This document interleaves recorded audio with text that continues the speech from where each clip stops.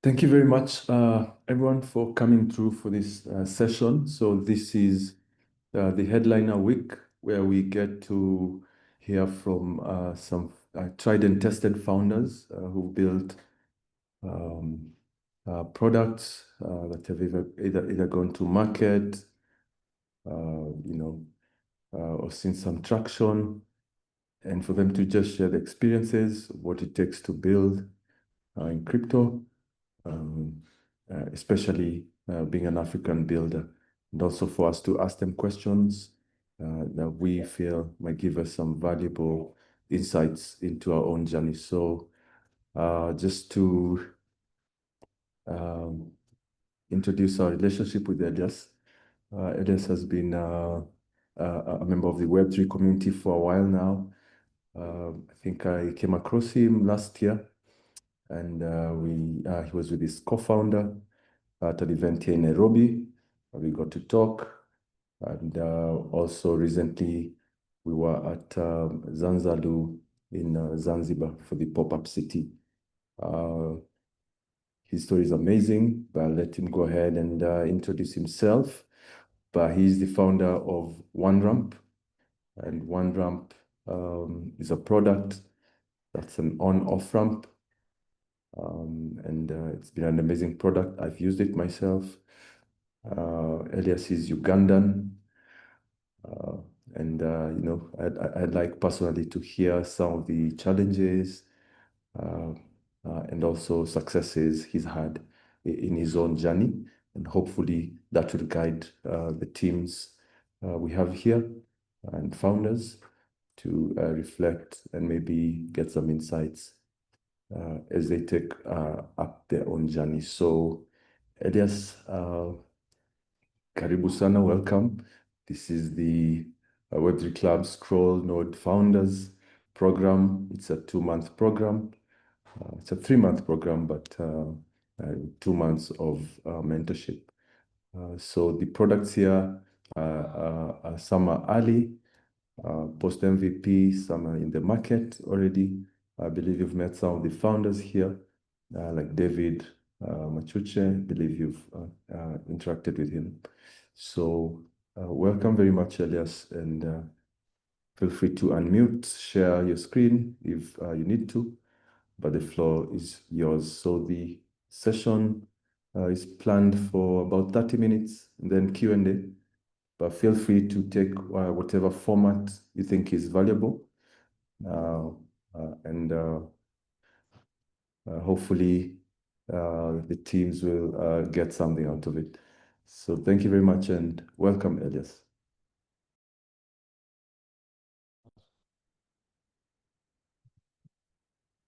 Great. Hey guys, how are you doing? It's amazing to be here. First things first, I did not expect that I'm going to be speaking immediately. I thought I was going to speak in after the preamble, but I guess we've had the preamble right now. So basically, the headline for today is my journey as a founder. Yeah, I completed university in 2022. I did not actually do computer science. I did economics. However, right after university, the only available jobs for the course that I was doing was paying about $150 to $200 as a beginner salary. And I think I had an expensive test. I wanted more. So I asked around. I had a friend who was in the tech space and they're working remotely for a great company, and they're earning in dollars and living in Uganda, and you can imagine how uh how nice their life was, like, earning in dollars and spending locally. So that was the motivation to teach myself how to code. And at that point, I think I was partly fortunate that when I went to YouTube, most of the content around software development was crypto related, and the content that I saw immediately at that point was Patrick Alpha Collins' course on writing smart contracts with Brownie. Yeah. And this is 2022. Bitcoin had just had dumped. The market was going down because it was after the bull market of 2021. And I decided to learn it. And another reason as to why I think I came up to that choice was because if I was going to say learn web development, I was not going to be competitive. Because if you're going to do web development, you're going to compete with people who have been writing code like from 2004. Yeah, if you're just going to do basic software development, you're competing with a market that is fairly saturated. So I entered into the space when the market was not saturated. I studied for 3 months. So 3 months, Patrick Alpha Collins, had course as well, and every content I could get my hands on in relation to writing smart contracts, developing smart contracts, and just being good at it. So that's what I did. And you can imagine I do not have like a Web 2 experience. I just went straight away to Web 3. And right after that, I was fortunate as well to apply for jobs on what's it called? On Upwork. So I applied on Upwork, and around that time, I think anyone who had a basic skill would get a job because the demand for smart contract developers was high. People had seen how the bull market had gone, and they wanted to create tokens. They wanted to create products, and so that they are able to sell their tokens. Like there was a bit of a craze after the 2021 bull market. 2022 people started building more products because they had seen the opportunity. So I joined a team. It's an Israel-based company, and they're building an NFT game. A game that allows the players to use NFTs and to iterate with them and to do amazing stuff. So I worked for that company, and my very first pay was I couldn't imagine. It was at least 10 times what my parents were making. My parents pay what they were making. So it was an amazing opportunity actually. I must say I was really fortunate. So I did that. I worked for the company for about 6 months, and after 6 months, the project did not go well. So the company that I was working for had to shut down. They ran out of funding, and then I immediately put my skills into doing hackathons, right? And the thing about hackathons was that hackathons stress you to build within a very short period of time, and it also encourages you to meet other people who have been like who are perennial amazing talent. You get to form teams.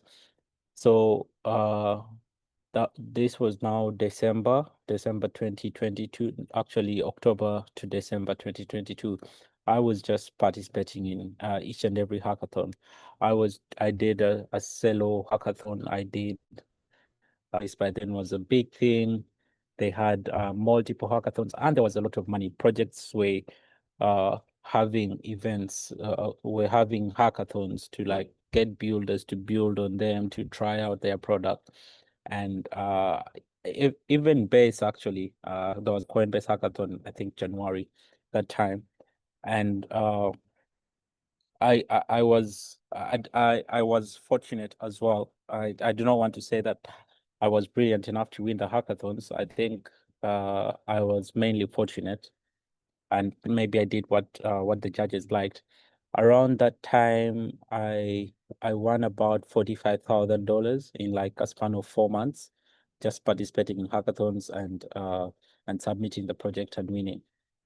Yeah, so that went well, and after that, uh, after hands, you get the feel of it. Now you want to like do a real job, and I applied to for the Nethermind internship, and I got in, and I wanted to do what did I want to do? I wanted to do Ethereum core development. Yeah. And that's what I did. The thing is, I did Nethermind's Ethereum client is written in C#, and I am not like a computer scientist. Picking up a language instantly is really hard because I did not study like the basics of computer, so it was kind of difficult. However, I was able to make a significant contribution. And I have a peer actually that's merged to the Ethereum client, so I feel proud about that. And I was at Nethermind for about 4 months. Yeah, the internship was 3 months, but then I kept working so that I can get the PR merged. And after Nethermind, I did so I was doing online hackathons. I went to a top Web3 company. I worked there, got experience, and then I now wanted to like now meet other people, right? So I started to attend like Web3 events, and the first event I was meant to attend was DevConnect Istanbul. I failed to get a visa. However, I went ahead and attended ETH India. Yeah, and uh, during ETH India, that's where I met Shami. I know you guys have met Shami, and that's where I also met Thomas, the Nethermind, the head of Nethermind, and I met people from Starknet and amazing community. And I think personally, the best decision I ever made was to get out of working in my room and like going to meet people at these events, right? So I went to India 2020 December. I participated in the Starknet hackathon in India, and I also participated in ETH Global. Actually did win both of them. And the product I built then was just a prototype of OneRamp and how I want it to be. So that is when the people at Starknet were like, "Oh, we like what you're building. Could we fund you so that you get this into production?" And they did support me, and I love that they supported me because they believed in what I was doing. And I went ahead to build OneRamp. So I was mainly supported by Starknet, and I was also supported by Celo. Yeah. So we built Starknet majority of 2024. Sorry, we built OneRamp for the majority of 2020, 2024. We raised more than 125,000 grants alone. So it gave us runway, and we also got to deploy on MiniPay and transact more than 150,000 on MiniPay, and did some volumes on Starknet. And yeah, so that's the journey. That's my journey until 2024. And 2024 October, yeah, 2024 October, there was an event called Magma. So Magma is an event for the founders who are building amazing products in the Web3 space in Africa. It's organized by Yosef. And I would encourage each and every one of you, if you can, please apply for Magma, because you get when you're in Kenya, you do not know the top builders in Nigeria, you do not know the top African builders who are based like in Europe, and but they're building for Africa, you do not know them. But if you attend like a residency program, yeah, you get to meet and interact and actually create partnerships. The thing is that you stay with these people for 2 weeks, yeah, and in the 2 weeks while you stay with this person, they become a friend, and it also builds trust. So the person gets to trust you because they have seen you, they have lived in the same space with you, and yeah, one factor just kicks in. So at Magma, I met the people who eventually bought OneRamp, yeah, and yeah, so the OneRamp acquisition happened this year between March to June, between February actually, late February to June. And currently, OneRamp, the company that I built, the company that I started, has been acquired, and it's an acqui-hire. So I'm still working at still building an amazing product. We have an application on Fakastar, on Base Mini Apps, and also just the website. So yeah, that basically is most of my journey up to this point, where I did meet the rest of the Web3 team in Zanzibar. And another thing is that I always go for these events. I always go for Eid Safari. I always go for I went to Ethiopia for Ethiopia, and I came here for the residency. I love to do uh physical Web3 meetups because they allow you to interact with people on a personal level. If you're having calls, say if you're having calls and you're on the other side of the camera, the person doesn't really trust you, right? But if you speak to the person face to face, if you're lying, your body language is going to show. You'll probably stutter. So it's great to build connections. But I also do understand that some people are not able to like get out and do these activities. Nonetheless, the focus should always just be on build an amazing product. If you can save some money, and attend. Go to We're going to have Eid Safari. Attend Eid Safari. Get to network with the people there. Last year's Eid Safari, I met Alex Sweet. Alex Sweet is a VC at MiniPay Ventures.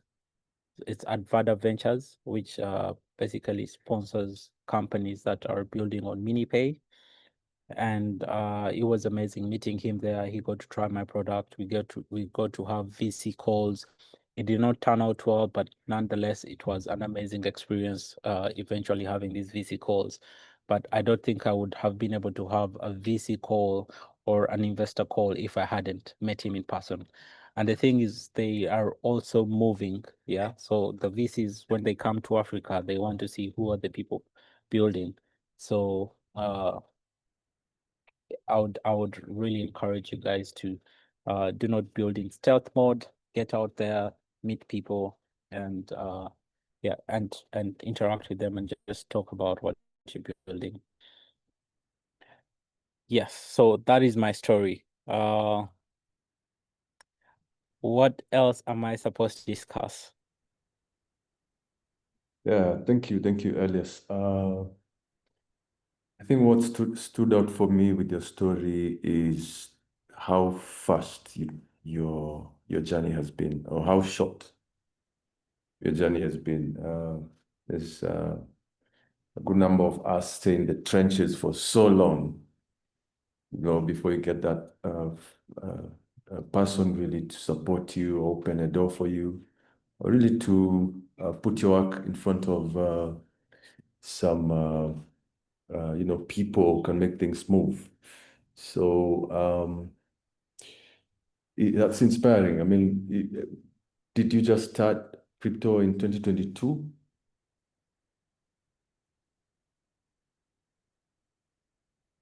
Yes. So before 2022, so I graduated from university in March, not Yeah. March, May, end of May.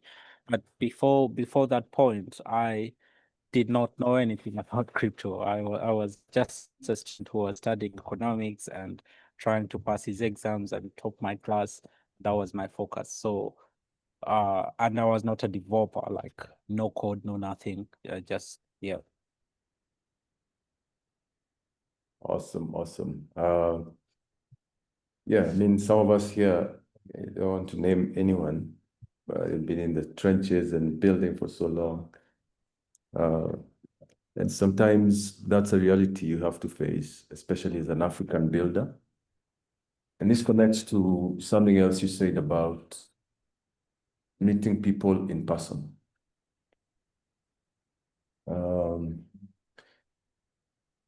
I don't know if I can stress that enough from my own personal experience, but there's something about just sitting down with people, not even in conferences, just in the idea of residences and pop-up cities, and having breakfast with these people for days and days and days, sometimes even going partying with them, them seeing you in your natural element and not behind that facade we put, when it comes to business. They're able to see who you really are. So this connects to the issue of trust. As much as crypto and blockchain is meant to reduce trust as much as possible, still the human layer, social layer, runs on trust and relationships and referrals. And that's just the reality. So here in our community, I find that sometimes I have to push builders to attend some of these things, And when you tell a builder, you missed out. I was just talking to Tim here, who was supposed to come to Zanzibar. Sorry, Tim, to mention your name. And I told him, man, you missed out. Like, it's been 2 weeks of connecting with other builders like yourself, investors, heads of chains. Like, if you're not there, how then do you get to move from where you are? How do you get your product to be seen outside of your friend circle? How do you get that feedback and realistic feedback? Sometimes until you look into the eyes of an investor or a much more experienced builder, and they tell you actually what you're building, I don't think it will go anywhere. You might stay there, and I don't say you just take it, but it might save you time, or you might be able to pivot in another way, and that saved you time, and you've made a connection who you then can reach out to them again and tell them, hey, that advice you gave me, actually applied it, and here's the product, V2. Tell me what's next. Who do I need to meet? The other thing with meeting people at events, residence events,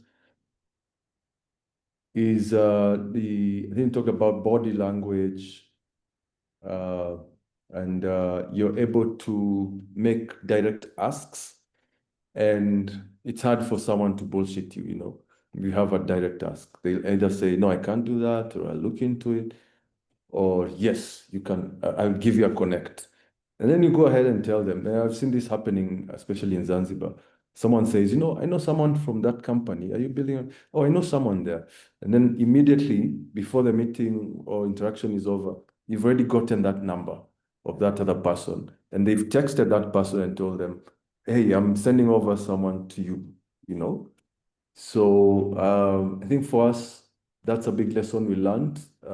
Here is also some of the founders here.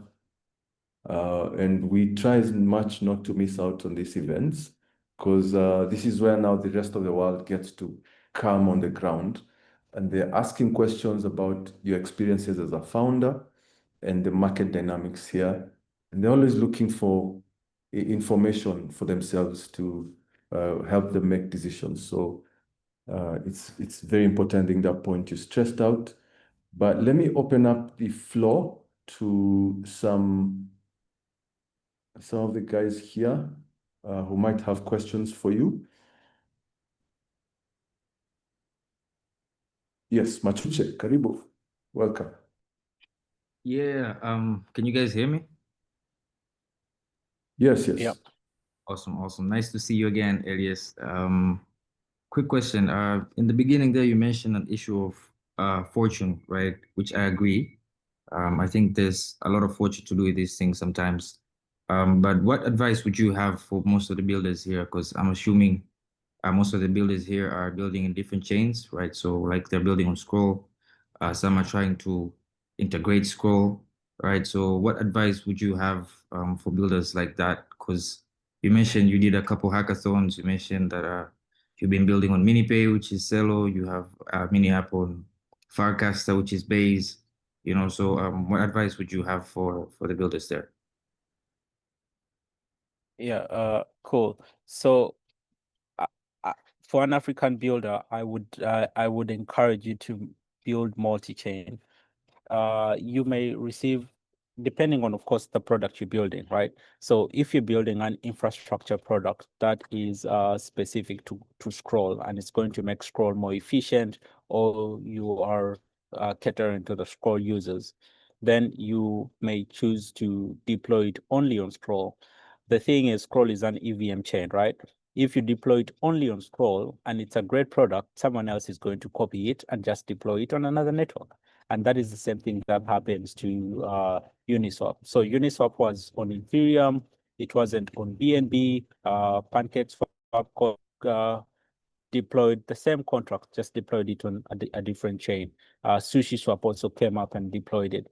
So I would encourage you to, how do they say it? Do not leave money on the table, right?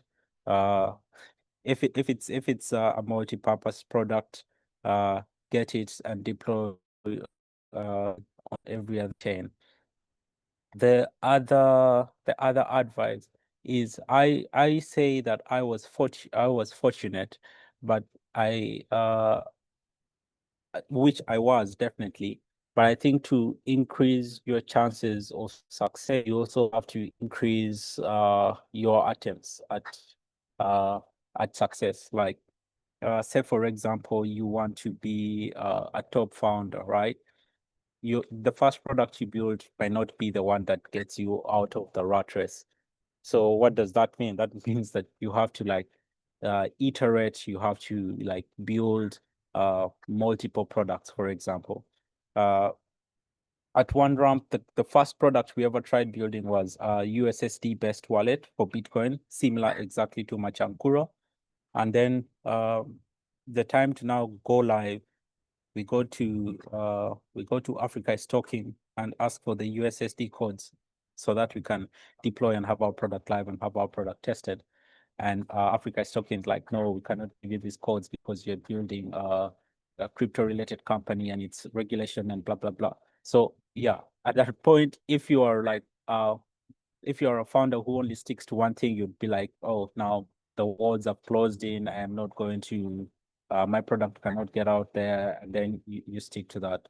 So I would encourage that keep an open mind and be willing to do multiple other things. Like if one door closes, try again, try something new. Musicians, for example, seldom do musicians get their first get success on their first try, right? They have they release like 4 songs or 5 songs, and then their eighth song is what stands out. Some musicians actually even never are never able to stand out, but most eventually stand out, but after multiple iterations. So that would be something I would encourage you guys to do. That if the project that you want to build, maybe you get stuck, it can't work out because of regulation or because of the tech at the moment, do something else, keep an open mind. The other thing is also build in public. Like when I say build in public, I say that tweet as much. Why? Because all the crypto bros are on Twitter. Seldom are they on LinkedIn, but mainly activity happens on Twitter. So if you're building say a feature for Scroll doesn't get a lot of publicity, right? On African crypto Twitter.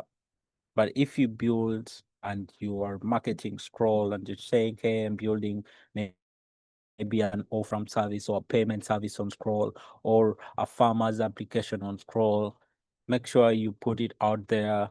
The Scroll team would definitely look at the effort and they would retweet and they would reach out to you. Like I have had people reach out to me on Twitter and say, hey, we love this product. Can we have a call? Can we have a chat? I want you to join my accelerator.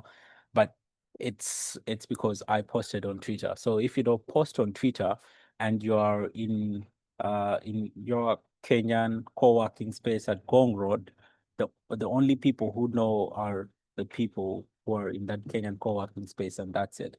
And so those are like what, 5 users? While if you post on Twitter that has, say, 100 million people, you increase your reach. So I would encourage you to do that. One last thing that I haven't said that I should have said is build very fast. Now, when I started to build, every line of code was written by myself, right? Right now, you can ship 20 lines of code in 1 week. Sorry, 20,000 lines of code in 1 week. You can have you can actually ship 1,000 lines of code every day, right? And what that means is that whatever idea you have now, if you do not execute it, someone else who is much more hungry is going to execute it faster than you. You get, because the barrier to entry has really been reduced. The time when I was 3 years ago, the barrier to entry was a little high. You need to know how to write the smart contracts, how to test them, how to do the front end, but right now, all that is available to the AIs. So even a person who doesn't know how to write code, but has the vision for it, can actually ship. And a great example of this is David. So yeah, David is not a developer, but David is building NetApp, and he's doing amazing stuff. We were with him in Zanzibar, and I saw him just putting in commands and generating code and iterating. Like, he is not very technical. He's not technical at all, but he has been able to ship NetApp, and it's working. So whatever it is that you're building, unless of course it is like super technical. If you're doing something on ZK proofs and it's a new proving system, right? If you're doing infrastructure, super technical. If you're doing, say, AI, maybe you're building AI models for crypto, right? That is super technical. You have a niche. No one's going to. You can even patent your tech, right? But if you're doing something that is, and most of you know that, most of you would, like, if you're doing something that is easy to replicate, if you don't do it fast, someone's just going to come and replicate it. So I would encourage you guys to build fast and ship, and then you keep iterating. Yeah. Another thing is uh try to create partnerships. I would not encourage anyone at this moment to want to write code from scratch. Say if you're building an off-ramping system, I would not say that I would not encourage you to go to Safaricom, get the APIs, then come to Uganda, go to MTN, get the APIs, then come to Tanzania. Like, that is that is very tedious, right? The better thing to do would be to partner with a company that already has those APIs. So you'd maybe partner with Yellowcard, you'd partner with Flutterwave, but like, if say you partner with Yellowcard has 10 markets, you have access to those markets. You partner with Kotani Pay, you have access to those markets. Other than you having to go to Safaricom, get the APIs, come to Uganda, go to MTN, get the APIs, come to Tanzania, go to Tigo, get the APIs. It's long and you move much slowly. So yeah, try to create partnerships and build fast.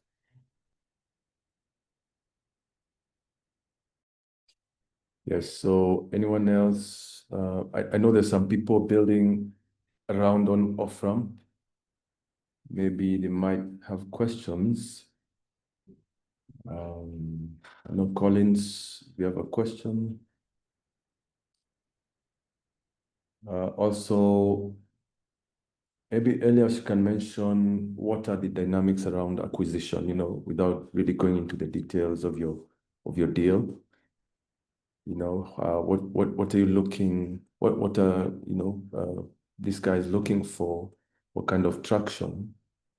And How do those conversations happen, and how can one prepare themselves really for that kind of deal? Okay, so usually when companies acquire is that they do not want to incur the cost of new user acquisition, right? So they just want to continue with the customers you have. Say, for example, the way Stripe acquired Privy. Stripe has the tech and the finance to build an entirely new Privy. However, Privy already has 10 million customers, and you do not want to get into the market and then start convincing users to come and use your new product, right? So the better thing is to just acquire an existing product that already has customers.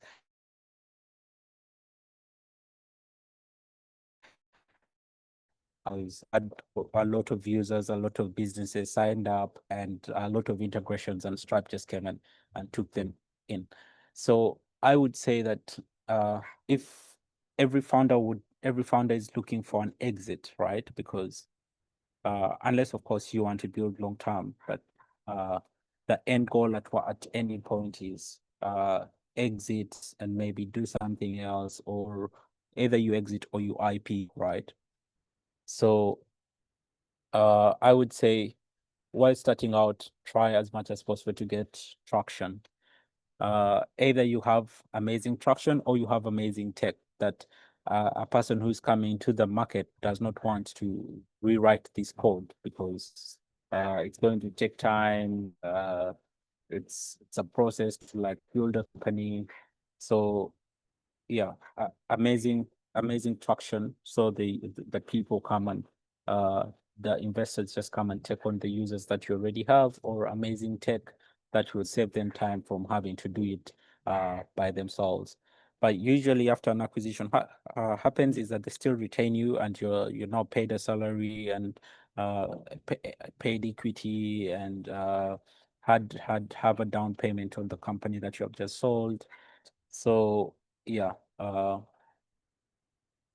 yeah, to answer your question, the users is important because that is what they're buying. They're mainly buying the users. And secondly, the other thing that they're buying is the tech. They're buying, they own the copyright to your code and the licenses. So yeah. Awesome. I think something else that stood out for me, especially last year, was the speed at which you guys were expanding, especially going to Ghana at some point. How was that experience? What are some of the challenges you were coming across? I know you've talked about partnering. How are those conversations happening during that time? Yeah, so partnering, by then we partnered with Kotani Pay. Actually, I got this information about partnering before even I reached out to Kotani Pay. I met the Kotani Pay people in 2022. Yeah, the very at Eat Safari, the very first Eat Safari. I met the Kotani Pay team. But by then I think I was young. I was straight out of campus. I had the mindset of no partnership. Whatever you're doing, I'm going to do it as well. And yeah, I was basically being stubborn. Uh, Not knowing that Kotani Pay had raised 4 million. Kotani Pay had like 6 jurisdictions, had had already done most of the hard work. So I started out in Uganda. I got the APIs to use in Uganda. I came to Kenya. I got another service provider to use, like trying to avoid using Kotani Pay. And then when I went to Ghana, I met the founder of IRHQ, Eric Anan, and he told me something that if you want to go far, and if you want to really ship fast, it's better to partner with. It's important to partner with the people who have already like do not reinvent the wheel, right? So if someone has built a feature that you need, it's very pointless for you to like want to redo it because then you're going to take a longer time. and he just impacted this knowledge in me that these people already have what you need. They already have access to all these markets. If you integrate them, you're going to have access to 6 markets instantly just by doing that integration. So that is how I was like, you know what? Let me not think about just taking all the profit margins by myself. Let us do this as a team. They have the infrastructure. Let me just operate with them, and yeah. And then we had that call, and immediately we did Ghana, we did Tanzania, we did Zambia, because Kotanipe already had those markets, and yeah, I think it's very, very important to partner with companies that have the market. Even when Binance say comes to Africa, like when Binance was in Africa and you would on ramp on Binance without P2P, right? They were using Flutterwave. Flutterwave has access to 15, 20 markets. Binance is a super rich company, but Binance does not come to Kenya and get a PSP license. Binance does not go to Uganda and get a PSP license. It partners with the companies that already have those licenses, and it uses it. So try to copy from the companies that have done it before. Cheaper cash as well, partners with local providers. It doesn't have to get the licenses by itself. So yeah, partnership is important. It helps you build fast. I met David as well. He's having amazing partnerships. His product is now available in 3, 4 markets, 5 markets, and he has only been to Tanzania and Kenya. He has not yet come to Uganda, but he has a product that is live in Uganda and people can use it, right? But how is he able to do that? Because he partnered with a person who is already serving Uganda, and he was just able to integrate his product in Uganda as well. Yeah. Amazing, amazing. Yeah, so it's 10 minutes to the top of the hour, and I'm loving this conversation. Learning a lot. I'm sure we all are. Now you mentioned the Kotanipe team. Actually, our session on Friday will be with Felix from Kotanipe. I'm sure some of the teams would like to hear from them as well.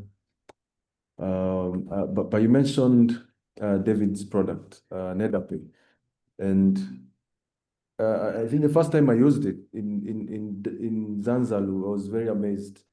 I kept asking him, how am I able to just seamlessly transact from crypto to mobile? Well, I've been having so much hard time just doing the same, and I think being an early product, your first users are the people who get you really your first users are the people who get you that early traction. Your first marketers, basically. I made sure everyone I'm meeting, I'm telling them about NetApp, because I assumed they're facing the same issues I'm facing. And so just to talk about, since most of the teams here are very early, we just have MVP, some on testnet, that go-to market strategy that you really see worked for you. What would you talk about with regards to that? Getting your first 100 users. Okay. So go to market strategy. I would say at this point, our go-to-market strategy was mainly through MiniPay. So before we got on MiniPay, we did not have money to even market, right? Like customer acquisition is very high. Getting users to try out your product, reaching out to them, advertising, super expensive, super high. However, how did I meet the MiniPay team? I participated in a hackathon. I won it. MiniPay team reached out to me, asked me to build so that I can launch my product on MiniPay. So it started with a hackathon. Hackathon allows you to present yourself to the chains, to the projects, and they like your product. They reach out to you, ask for partnerships. So that's how it happened to me to even get onto MiniPay. So we get on MiniPay, and before MiniPay, we were doing like $100, $200 a day, very small volumes. When we get on MiniPay now, we are doing 1,000, 1,500, 2,000. That is a lot of money because the people are not transacting $100. They're transacting $1, $2, $3, and the transactions were just coming in every other second. And I was amazed just looking at the block explorer and refreshing and seeing, oh, 1 minute ago, 2 minutes ago, like people were using the product, right? So that was an advantage that we had because we were able to deploy on MiniPay, and MiniPay already had the users, so it helped us with distribution. Distribution is very expensive. Right now, getting on MiniPay might not be the best. It might be a great path, but it's a very bureaucratic path. How would if I was to do it right now without the presence of MiniPay, how would I do it? I would build a mini app that can be deployed to Farcaster, a mini app that can be deployed to base mini apps, right? Because if you have a product on Farcaster, people who use Farcaster can access your product, and Farcaster already has a lot of users. If you can build a product that is integratable on Telegram mini app store, right? Because that gives you distribution. Seldom, and we now know it, that seldom do users just access your site via the URL. Most users access your site via like other third-party applications. Yeah, so, but that is for consumer applications. That is for consumer applications. If you're building infrastructure applications, right, then you need partnerships. If you partner, say you're building infrastructure on Stacknet and you partner with Stacknet, Stacknet would, when Stacknet has a hackathon, it would market your product. It would tell people, hey, you can build on this. This is the infrastructure product. Say, for example, most of you guys have met Shami. Shami builds Stacklinks, but he wasn't the one marketing the product and telling people, hey, try out my product on Stacklinks. No, the company, Stacknet, was the one telling people to try out Stacklinks and to use Stacklinks. So if you're building infrastructure, the partnerships are different. You now have to partner with like the blockchains. If you're building consumer applications, look for where the consumers are and see how to like get a partnership and see how to present users your application. Yes. All right, and that brings me to another point we have with the program. So, for example, the Scroll team who are supporting this node, they've asked us to give them some of these projects, the teams here, for them to boost. So I think the point you raised there is important. You know, if for example, Scroll boosts your product and it's not usable, then it's like a wasted chance, right?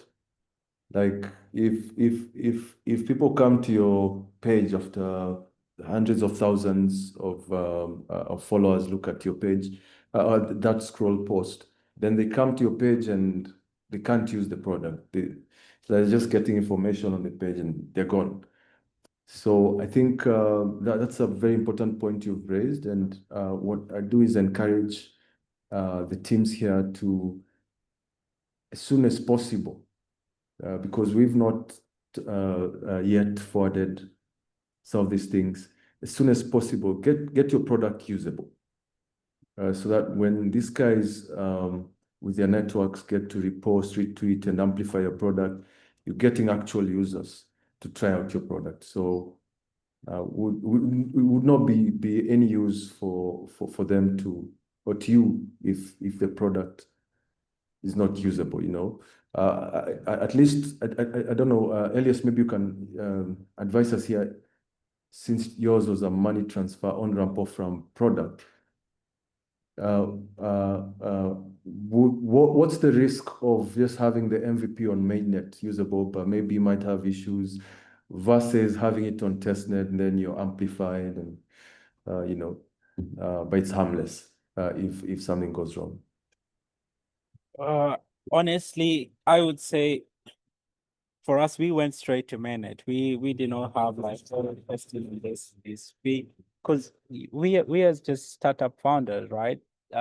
And we just built a product, put it users to use, keep iterating while the users are using, right? Like they keep iterating while the users are using. That is the strategy we went for. Most of the success stories I have read, Facebook as well, did not have the best product before it launched. It just got a product that was able to work, get it online, and keep making changes. So every other time a person goes to the site, oh, it's a little different, and it's a little different, and you can launch 100 times, you know. So the whole thing is to get the users to use, and then you can always keep making changes. The alternative to that is stealth mode. I don't believe in stealth mode. In like, let me first build, then I have interior testing, then I have select. No, I just build, put it out there. Hey guys, this is what I'm building. Please try it out. And people are usually kind because the people you get for the very first users are like uh early adopters, and the early adopters are much kinder to like the people down the road, right? So yeah, I believe each of you has ever used a product and it broke, but you did not judge it harshly, right? Because you realize if you're technical and you know products break and you tried it again. So that's the strategy that worked for us. If you're doing something that is, of course, you have to have the basic safeguards, right? So that you do not lose money, or if you're to lose money, you do not lose a lot of money. So if say you're doing an on and off ramp, you can make sure that you can never lose more than $1,000. So $1,000 can never exit your wallet without you approving it or confirming it. That way you minimize your risk. And even in a scenario in which, say, you have a DOS attack, or you have people just spamming you with requests, you have a guard beyond which you cannot lose. Yeah, beyond which you're willing to lose. But I would say just present it to users, keep iterating, keep building. Speed is of essence, especially if you're building consumer applications. Speed is of essence. Yeah. Amazing. So yeah, there you go. I mean, there are some guys building amazing stuff here. So some of them are on testnet. So I think you heard from Elias, take it to mainnet. Have caps maybe on the spending, but take it there so that when people are coming, they're actually using it and it's actual traction for you. When you're talking or you're demoing to investors, they can see actual traction on chain. So I think that's a main takeaway. I don't know if someone else has a question. Pablo, if you have a question for Elias.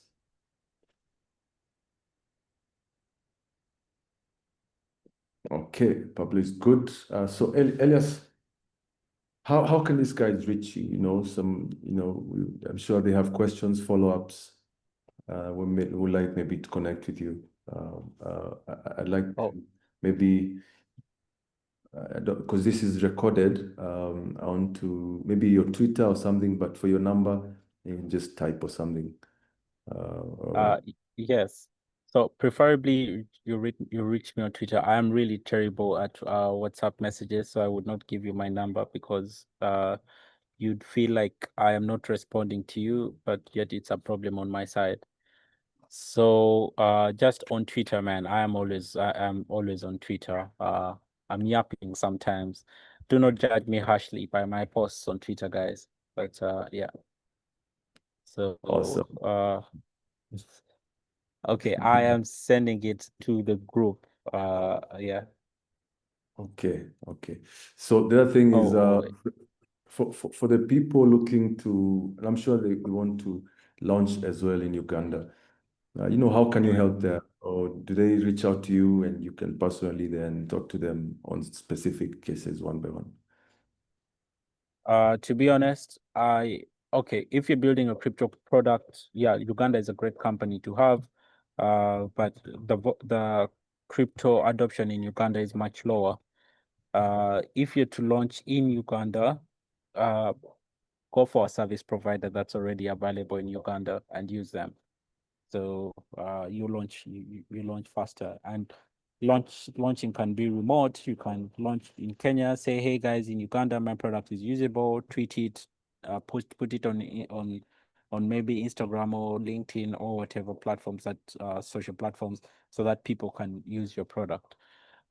Yeah, but if you guys read the crypto survey, the Chainalysis crypto survey, first places you should look at launching in: Nigeria, Kenya, top places. Then of course Uganda, Tanzania, but like Nigeria, Kenya, amazing volumes, amazing users, high crypto adoption, high smartphone penetration as well. So yeah, but come to Uganda, get a service provider that's already available in Uganda, partner with them. If it's a purely decentralized product, then you don't like need to launch in Uganda. You just need everyone across the world can use your product, right? So if say it's a swap or a bridge, or a decentralized exchange, then a person in India, US, Colombia, Argentina, all can use your product. So you don't like need to launch in a country. Just have it out there, talk and talk and talk and talk about it. Yeah.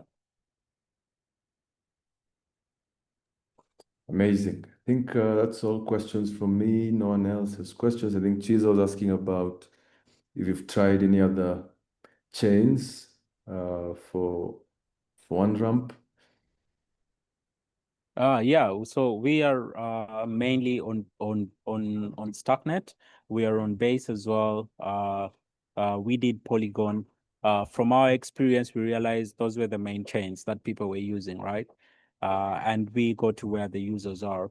We could have many chains. We could have List if we wanted, and this is no shade to anyone who is from List, but we have noticed that there are not as many users there. So the juice is not worth the squeeze. So yeah, we focus on where the users are.